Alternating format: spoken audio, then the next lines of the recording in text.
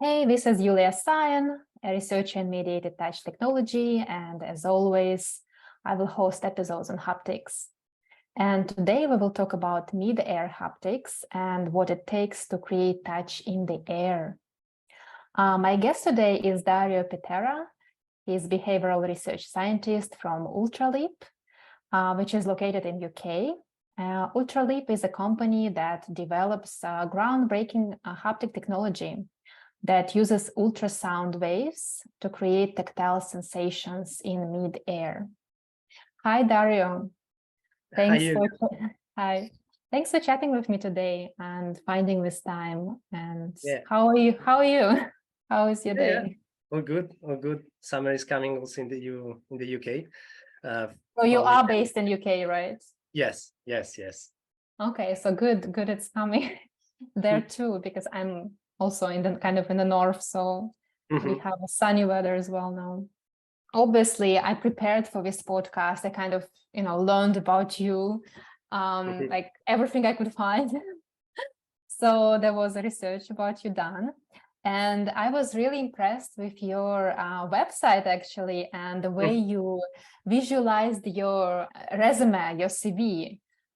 Like really awesome. I'm going to probably take some tips from you and to improve my own. And you have lots of interesting backgrounds. And by the way, this is like a compliment. Amazing that you put all your positions there, like from early jobs, like a waiter, or like, I think you were working also in a warehouse initially, like long time ago, right? Like a student.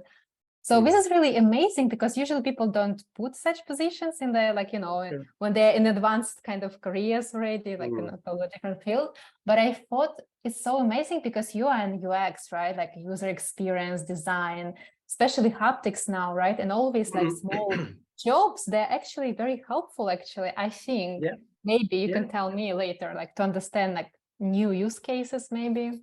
So I thought it was really awesome. And I think it's nice to put everything into perspective, because all the experiences that you do, it might add a piece to the story. Even when you do the waitress, if you think about UX, then maybe you start collecting information on how people behave or expect the experience of a dinner might go.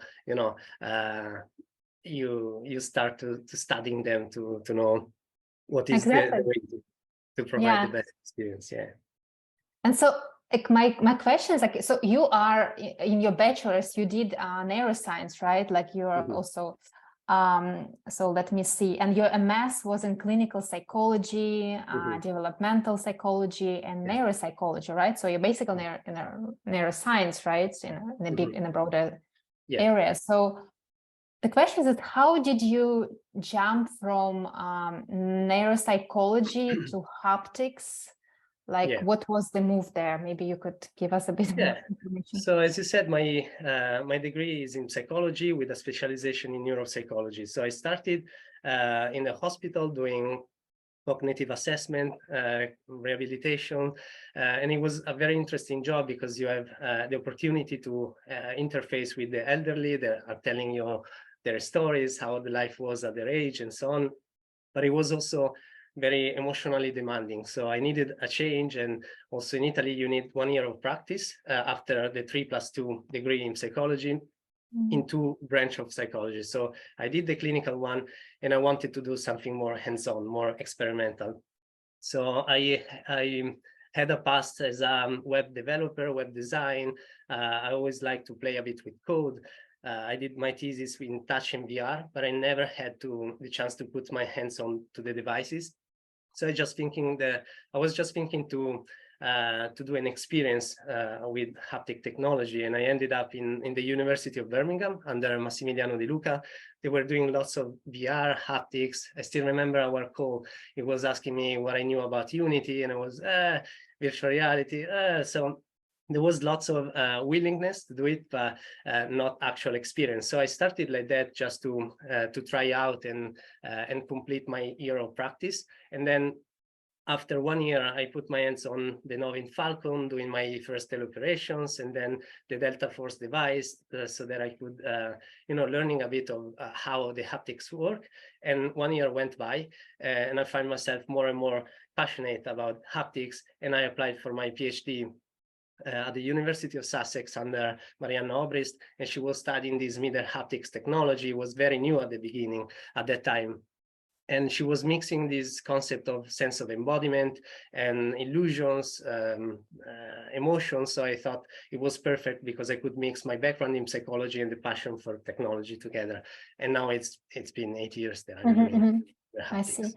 You mentioned you became, at some point, you became passionate about haptics, right? Or sense of touch in a sense way. Why is that? What did you see so special about touch? But for me, it was this ability to go beyond what you see, because it's nice to see something that is photorealistic, but then the first thing that I have in my mind is to touch it, just to make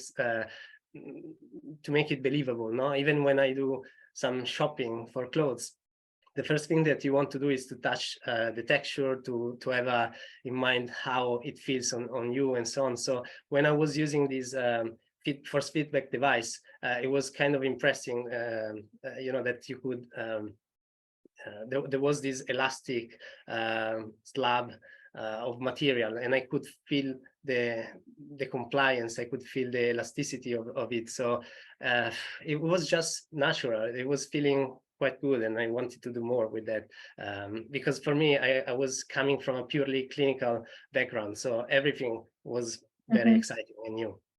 So, I see. So, well, okay. So you mentioned you worked in, as I understand, or like experienced force feedback. So am I correct to assume you also been exposed to other type of haptic feedback in addition to mid-air? Yeah. I started with these force feedback devices. As I cited before, there was this more game level device like the Novin Falcon that was very simple, and then the Delta Force Dimension, I don't remember now the name of the brand, but this robotic arm, which is it has a strong motor to provide tactile force feedback. So yeah, I start with those actually, also to learn a bit the ropes, how to program, how this sensation works, but yeah.